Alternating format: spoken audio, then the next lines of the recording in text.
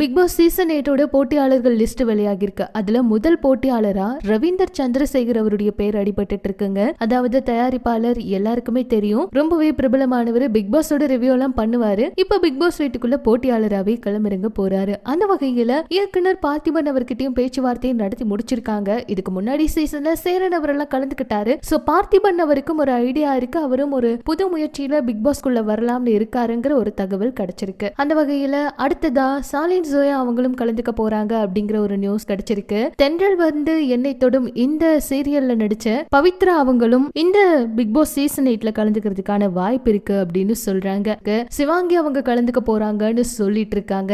ஒரு சிலர் வந்து நம்ம எதிர்பார்க்காத நிறைய பேருடைய பெயரெல்லாம் சொல்லிட்டு இருக்காங்க. சீசன் 8ல எதிர்பாராத ஒரு லிஸ்ட் தான் இருக்க போதுங்க. அந்த வகையில நீங்க யாரு வீட்டுக்குள்ள வந்தா நல்லா இருக்கும்னு நினைக்கிறீங்க அப்படிங்கிற உங்களோட கருத்து என்னவோ அதையும் சொல்லுங்க.